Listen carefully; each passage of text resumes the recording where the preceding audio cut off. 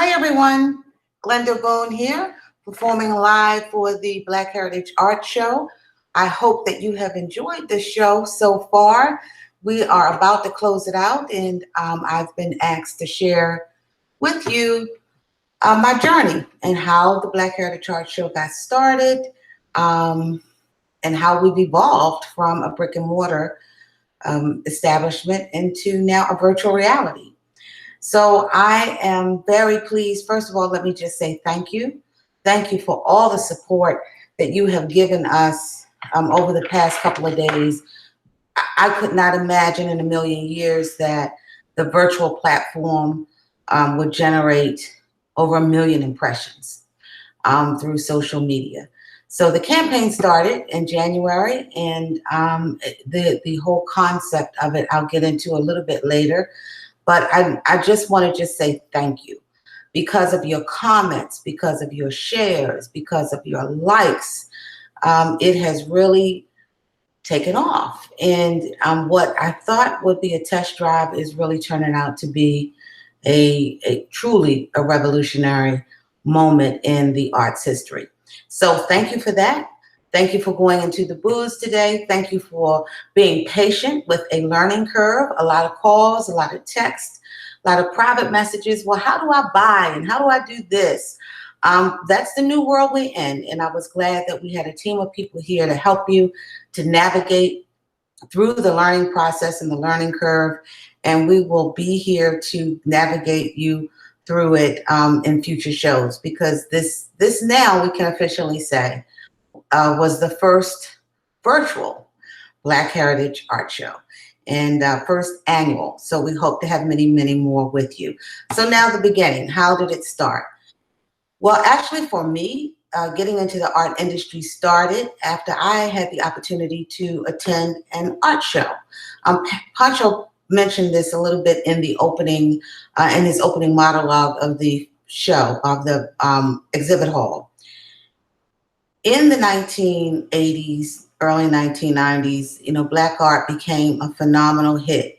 People like Bill Cosby, Oprah Winfrey, we were seeing ourselves on television for the first time. And so we wanted to have that funeral procession. We wanted to have, the funeral procession that was in the home of Bill Cosby and Felicia Rashad and the Cosby kids. We all wanted that image in our homes. And when the market realized that there was an opening, there was a niche, then the market began to capitalize off of that. And they started creating in-home art show companies. And a lot of you probably had an in-home art show in your home during that period of time, because you probably wanted a funeral procession to adorn your walls, like me. So I went to a show, and I've always been an entrepreneur. I've always been a salesperson at heart.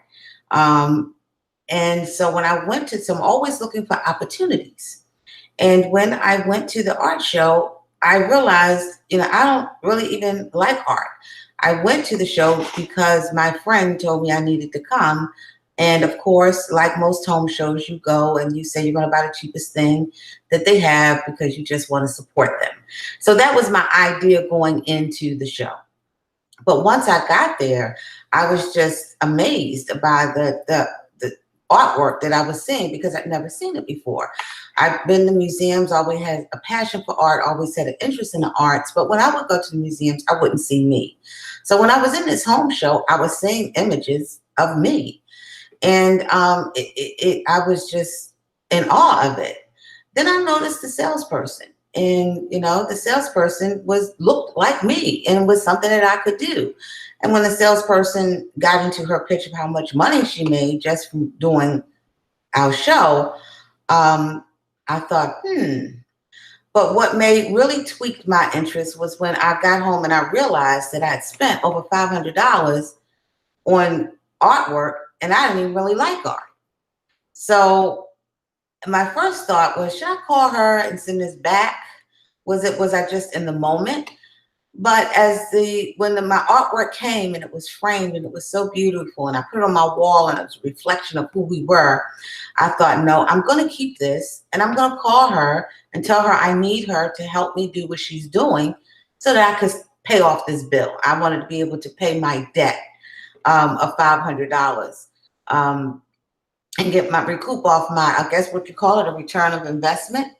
So that's how I really got started in the art industry. And the young lady brought me into a company, and I excelled in that company to a point where I was able to quit my full-time job and build a very large sales organization. I was very excited. It was maybe 3 or 4 months that I had quit my full-time job and was selling art. That was my livelihood, when I had the opportunity to go to Jacob Javits Center in New York. And most artists are familiar with that because that was a very large trade show. And at that show, I had the opportunity to meet a Pancho Brown. And I don't even know if Pancho remembers this story, but I saw one of his images. It was three men dancing, very popular. And I remember that was one of the most popular images that I was selling through the company that I was representing. So I was excited to be able to meet this artist because, I was selling his images and I wanted him to know about my company, and I wanted us to, hook up and him come to some of my shows. And when I went up to him and I told him what I did, and he said, okay, that's good. That's good. And I told him what company I worked for. His whole disposition changed. And he said, sister, you're a sister. You're from Baltimore. We're from my hometown, but you're putting me out of business. He said, the company you're working for, I hate to tell you this, is plagiarizing our art. So you're not selling my art. You're selling a knockoff of my art. So you can imagine that when I heard that, I was flabbergasted and I was scared and I was nervous because I quit my job to do this full time. And I did not know how I was going to go home and tell my husband what was told to me. So I decided to keep it quiet for a minute, and it kept simmering and kept simmering. And when I would go to shows, because this was my livelihood now, I didn't have the same passion. I didn't have the same passion for the artwork that I was selling because I knew that this artist, Pancho, would have no reason to lie to me. So I sat my husband down. I told him what had happened to me, and I told him what I wanted to do, which was to go out and start my own direct sales company with the intent that I would first educate people. And my husband looked at me like I was crazy and said, well, okay. But, starting your own company, you need capital, you need seed money, we need this. And I said, well, we have God. We have God, and we're doing the right thing. And if I call enough artists and tell them my story and tell them what I want to do, and if I can get enough of my sales organization to go with me, we'll be fine. So at that time, I had over $1 million sales organization for the company that I was representing. I went to my group. I told them what was going on. And about 30% of my group followed me. And I had the salespeople, and now I needed the inventory. Well, we didn't have any money. So I went down a Rolodex and I called artists and I told them what I intended to do. And it was one artist, I got so many no's. People were like, well, who are you? What are you talking about? You want me to send you some prints? I'm not going to send you my prints. I'm like, I need inventory. I need to be able to have enough prints to give to enough reps so they can go into the homes. We can tell the story of what's happening to you. And then I can buy your artwork. But what I can't do is buy your artwork right now and put in my sales reps cases. So 2 artists came on board right away. That was artist Tim Hinton and Albert Fennell, rest his soul. And these were 2 really acclaimed artists at that time. So I felt blessed. And I said, well, the team looked at me because they were used to having 100 pieces of artwork on canvas in their case. And here I was handing them these pieces of paper. And they were like, well, that's paper and that's prints. And I'm like, this is the art. And what they're doing is they're taking the print and they're transporting it on canvas, and they're making us think that this is some type of great work when it's actually a derivation of these Black artists. So once everybody got it, what we did was we laminated the prints. We put the prints in little cases, and we went out and we repped out 2 artists. We repped Albert Fennell and we repped Tim Hinton. And we sold so much of those 2 pieces of artwork. And then I just kept working the phones. I kept calling artists and letting them know what I was doing. And then Tim Hinton started talking to artists for me. And Albert Fennell started talking to artists for me. And slowly but surely, more artists came on board. But they weren't the top of the line artists. They weren't the Annie Lees that people were asking about. Because mind you, we were taking rip-offs of Annie Lee's work, Charles Bibb's work. I mean, they were ripping all of the Black artists' work. So I thought, well, let me try to make a connection with them and see if they'll come on board now that I have Albert Fennell and Tim Hinton. So Tim Hinton told me that they were going to be doing an art show in Chicago at Annie Lee's studio. And he thought that I should come to that art show because mostly everybody would be there. Andre would be there, Vanetta Honeywood would be there, Charles Bibbs would be there. And so that's what I did. I got on a plane. I had very little money. Mind you, now I'm struggling, trying to build a business.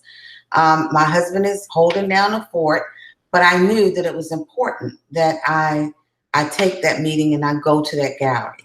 So I walk up there with my assistant at that time and a dear friend and one of what I'd like to say a founder, very much a founder in Black Heritage Art Show. And I have to give a shout out to her. Her name is Elaine White. Me and Elaine went to Chicago and we walked up in. I was in awe, but I didn't want them to know it. But everybody was there. Everybody who was a great artist was in that space. And so I asked Miss Lee for a minute of her time. And I told her what I was doing. And as she had herself a libation, I'd like to say, she looked at me and she said, you know what you're getting into? And I said, yes. She said, you know that they're going to come after you? And I said, yes. She said, well, if you got enough guts to come up here all this way, then I'm going to help you. And she gave me great advice. And she came on board. She gave me some inventory to get me going. And she said, now you got to go out there. What I can't do, I can't sell you one of them people out there. You got to go out there and talk to Charles and I'm on your own. So then I went and I spoke with Charles Bibbs. Tim Hinton introduced me to Charles Bibbs. And I pled my case. I was pitching hard to Mr. Bibbs. And he looked at me and he said, well, you sound pretty confident. And I said, Mr. Bibbs, I am confident. He said, well, let's see how you do. You go out and you try it, and I'm going to see how you do. Well, I looked at him. He said, because everybody want to do this business. This is a hard business.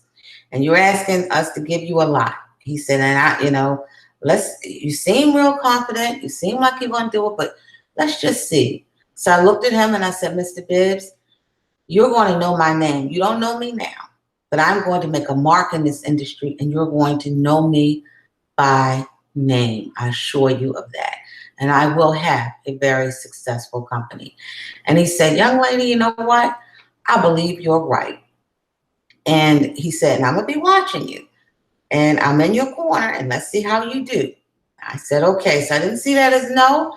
I saw that as not right now. Let me see what you got. And if you can deliver, then I'm there for you. But what Mr. Bibbs did do is he did recommend me to some up and coming and emerging artists who could use my assistance. And I'm very grateful for that because and throughout these 25 years, I really refer to Charles as more like my godfather. Now, he's the one that I can go to for counsel. He's never told me no to anything. He's always said, well, let's try this first or try that first or we'll see. But he's never, ever said no to me. He's always given me another option. If he personally couldn't do something, he would give me a solution to be whatever my problem was. And for that, that type of counsel, that type of wisdom, that type of mentorship is priceless. So I would definitely have to say that Charles Bibbs has a mark on the success of this company and the evolution of this company, because what he gave me that day was drive. That day, he gave me the confidence that I needed to show him. And the one spirit that I have is that I can show you better than I could ever tell you. And so I left that place with a strong passion, with 3 or 4 artists, additional artists under my belt, and a lot of inventory, more inventory than we could ever imagine.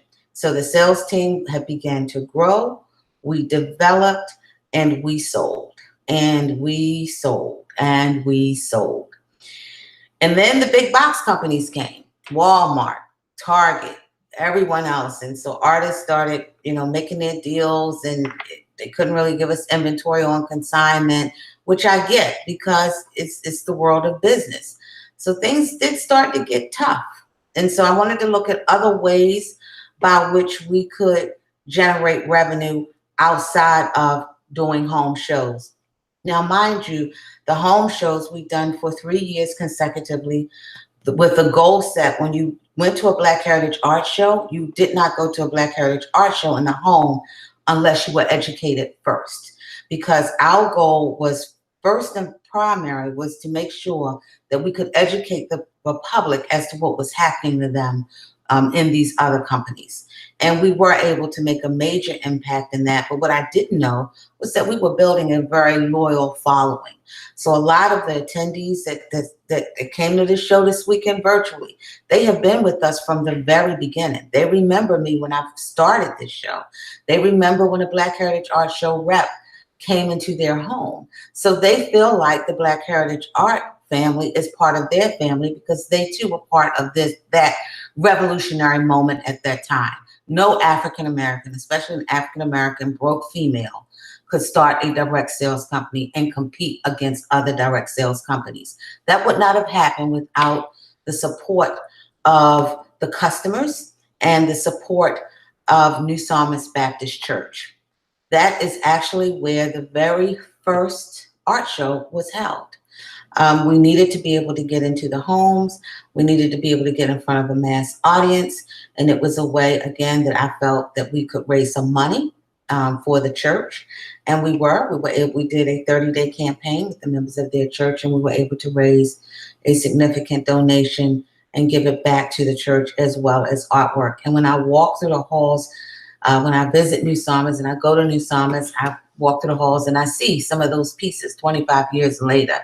And it makes me smile because that was a very humble beginning and a very important milestone in the life of Black Heritage Art Show Company, because it was our very first show. And I never will forget it.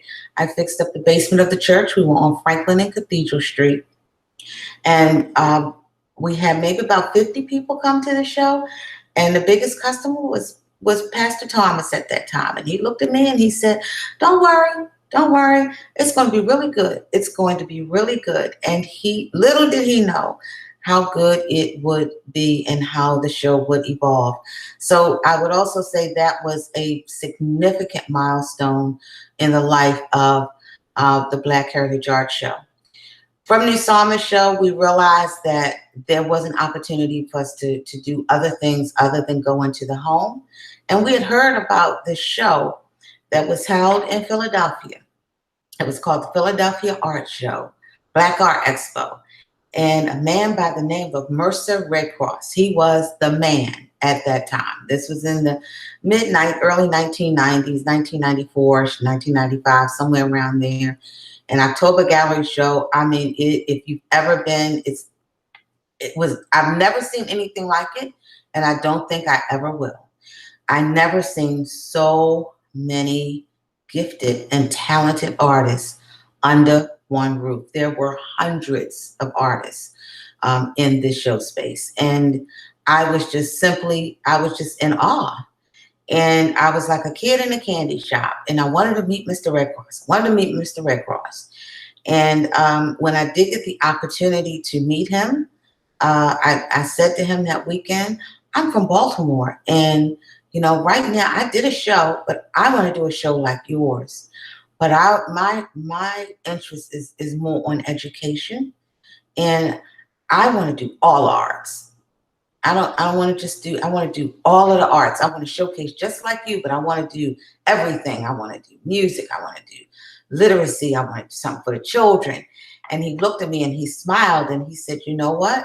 He said, there is enough room, even though we're in a backyard of each other, There is enough room for both of us.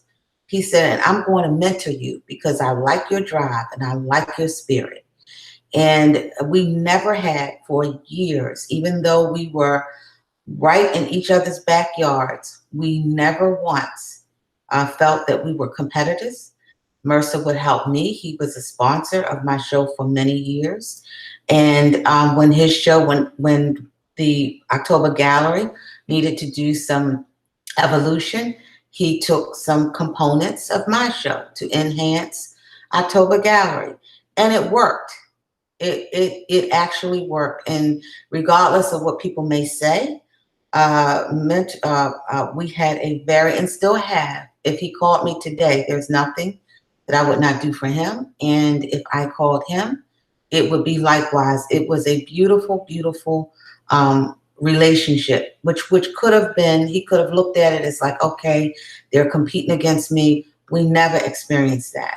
The Black Heritage Art Show and October Gallery worked very well together. He supported mine and I supported his. So a milestone, I can say absolutely, absolutely. Mercer Redcross does have a mark on the Black Heritage Art Show.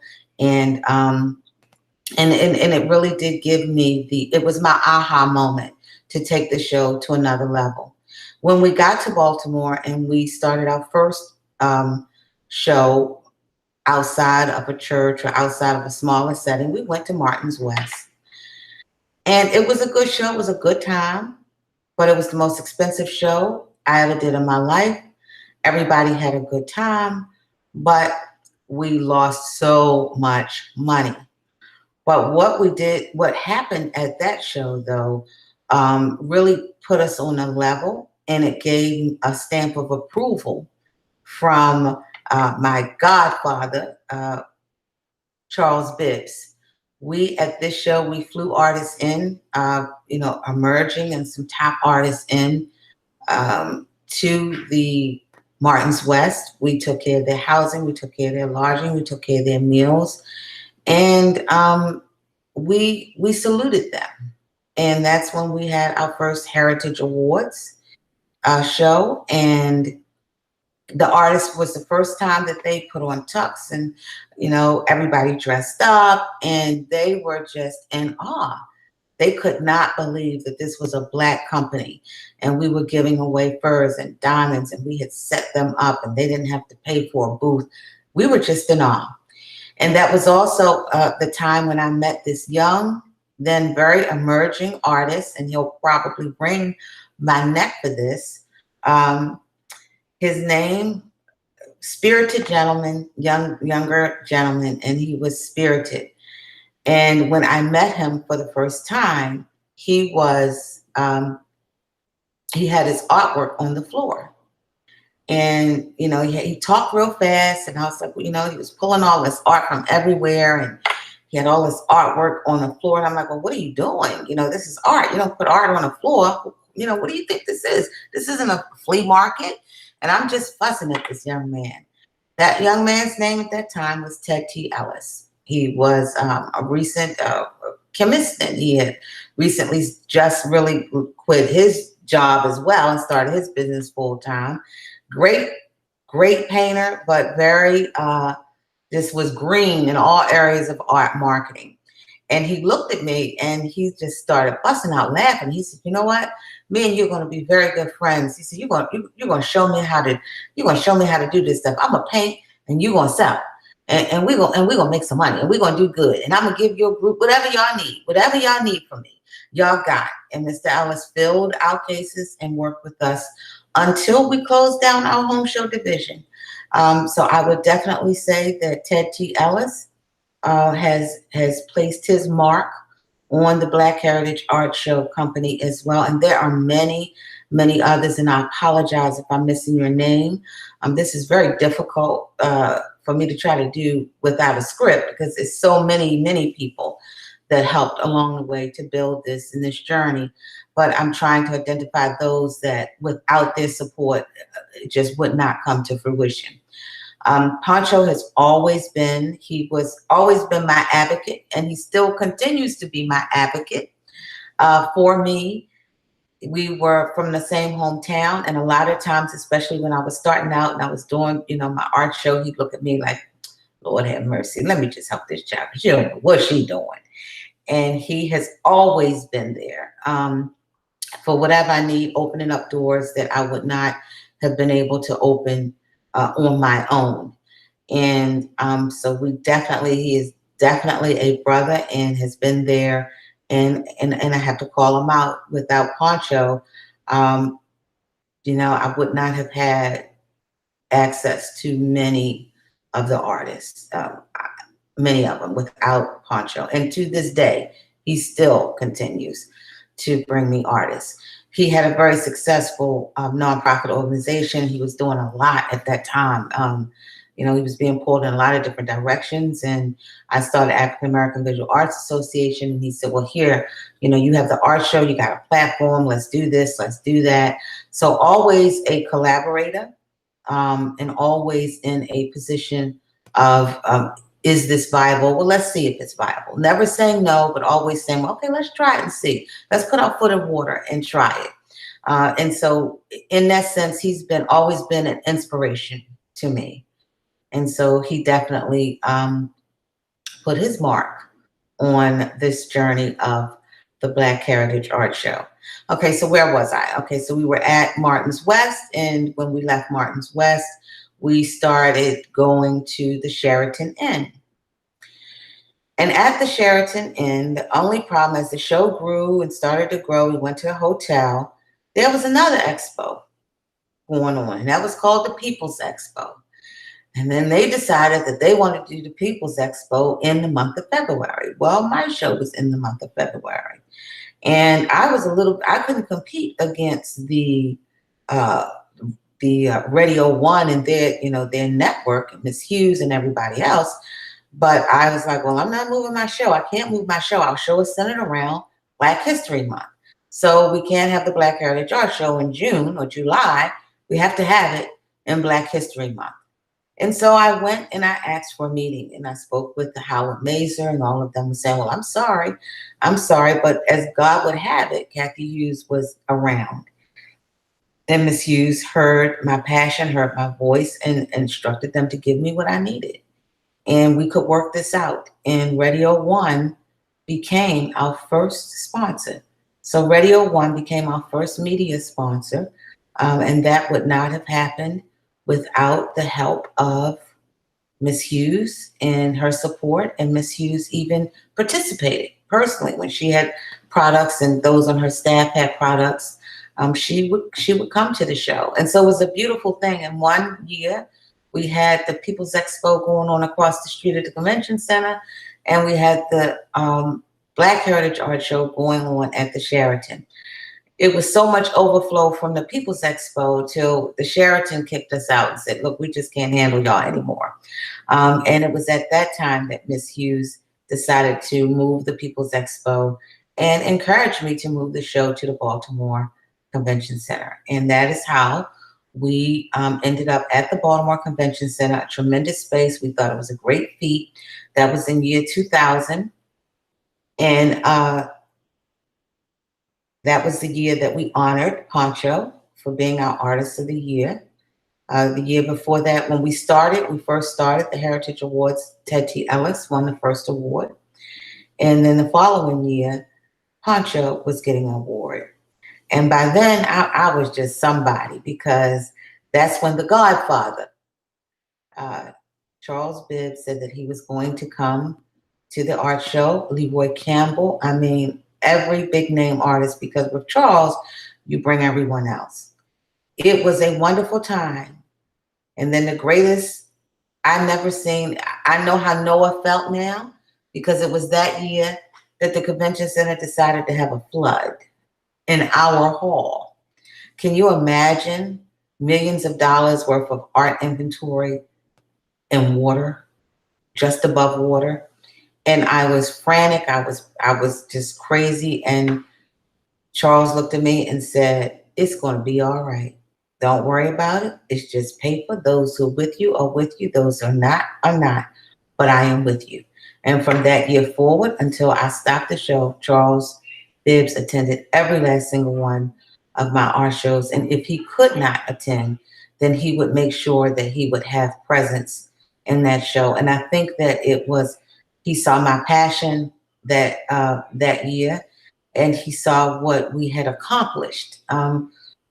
When you're able to go to a convention center on that level, and it is a community type event, it was not just the Black Heritage Art Show has never been just about visual arts. It's always incorporated all of the arts. And so when you see that, it was always, and you came to a Black Heritage Art Show, even the artists, it was kind of like a family reunion. So it wasn't like your traditional feeling of your typical art show. And I'm very grateful for that. And I miss that. And I missed that this weekend. So even though we were able to chat to each other and, Facebook and all of that, I have to admit, I did miss not really being able to hug and touch the artist. So I send you hugs and all those kisses now. I thank you for staying at your computers this weekend. I thank you for doing your Facebook. I'm just very, very happy that many of you have gotten great results and you see where our future is going. So I'm grateful for that. But that's how we got to the Baltimore Convention Center. We stayed at the Baltimore Convention Center until our 15th year. That's when it was in 2010. The recession started in 2009. The art industry got hit very, very hard. And to be honest with you, I should have stopped the show, put the show on pause in 2009, but my passion just would not allow me. And sometimes when you don't, listen to God, God has a way of just shutting it down for you. In our final brick and mortar show, this was our I think it would have been our 10-year anniversary in the center. And so we wanted to do it big. So, we called in. It was this promoter who said that, they could get us some, talent. They could do this, they could do that. And they wanted to film a reality show. They wanted to take pieces of the show and make it into a reality show. And I was, to be honest with you, they told me to be transparent here. So to be honest with you, I was vulnerable. I needed cash flow to be able to maintain the show throughout the recession. And I said, sure. Well, come to find out that promoter was not as genuine as what they had proposed to be. And the show just was not a success, but it hurt me more than anything. I was already a little down and depressed and struggling. But when that happened, I just made a decision. Well, God, you're telling me to put everything on hold. And so because we were in a recession anyway, I wanted to go out with a bang. But I will tell you that year we had a ball. Dougie Fresh did his thing on stage. So it was a good time to exit. And I thought that portion of that chapter was going to close, but it never did. People kept calling. Artists kept calling. Even when I moved officially to Atlanta, the city of Baltimore kept calling, which I never figured that out, because when I was here, it was just they put us in a magazine, but they really didn't give us a lot of support. So when I left, it was like, you need to bring the show back. You need to bring the show back. And I kept saying, I'm going to wait until the recession gets better. But even though the recession might be better in pockets, for the arts industry, it is not. Artists are very much struggling. And it's a combination of the recession, and it has a lot to do with the internet and the big box companies. And art is not a necessity in people's lives. But then because there's so many different other avenues by which people are deciding to buy. And so because I knew that, I said no. But as I entered into, the online market space with my brand management company, I started to do research, and it kept nagging at me, you can help the artist this way. This is the way you can help the artist. because many artists they're artists. So to sit down and be techie, that's just not what they do. So some of our artists you might have noticed this weekend, they were very nervous, but that was a big thing for them to be able to do what they did this weekend. And now a couple of them, they were nervous the first time, but they were calling me today. I'm getting ready to go live. I'm getting ready to go live. So they're getting it. They're getting the need to be able to go on the net. And so what I needed to do was introduce you, their customers, to this space so that you understand that as they're growing into the space where you already are. You already buy everything online. You're already at Amazon. You're already going to Walmart online. A lot of you are buying your groceries online. Well, I need you to know that the artists are going to be ready to market and sell to you online. So when you see an artist on Facebook, when you see an artist working, share their posts. Don't just like it, but share it, because when you share it, you're sharing it with 1 to 500 people of your friends who's sharing it to their friends. It's giving artists exposure that they may not ever get anyplace else. Comment on their posts. If you like it, let them know that you like it. Tell them you like it. Ask them if they have a payment plan. Ask them if they could do a private virtual show with you. Artists are preparing now. A lot of what you saw this weekend was a beginning of a very intensive 1-year marketing training program that artists are going to be partaking in with me. We're going to get them ready to be able to market to you online so that you won't have to go to Amazon and buy a nice piece of jewelry for Christmas. So they're going to be ready. And so what we need you to do is we need you to be ready, and we need you to open up your email when you receive it from them. We need you to click on and listen at their Facebook Live when they're on there working. And we need you, when they send out their sales, for you to really look through it and see if it's something that you can use or someone in your family could use. So the same concept that we're moving into with Amazon and all of these other retails, the art market is moving into that direction as well. The artists are preparing themselves, and they will be bringing their artwork and to this space, and we need you to help support that. This show was just the beginning. It was a learning curve for artists. It was a learning curve for you, the customer. It's the future of where we're going in the art industry. And I am just so honored and just so proud that God chose me again to be a pioneer in this space. So I don't take any glory for that. I give all the glory and honor to God, who sends who he needs to do what he wants when he needs it done. And so the Black Heritage Art Show is now taking on this feat. And I look forward to celebrating many more milestones with you artists, with you authors, with you the public, and with all of our supporters. If you're a corporation and you're watching this, or you work for a corporation that is watching this, we need your sponsorship. We need your sponsorship. This particular campaign that we started a little over a month ago has drawn almost 2 million impressions. And that is quite astonishing for it to be on a small level. So if you are in a position where you're looking to connect to the urban community, then please consider the Black Heritage Art Show. And please consider going to tasteandseemarketing.com. There you'll see some information regarding the services that I provide. And if you go to the blackheritageartshow.com website, you can complete a sponsorship contact form, and I will be happy to contact you and discuss goals and objectives that your company may have and how we may incorporate them as we move into this virtual space. So that's the story of Black Heritage Art Show.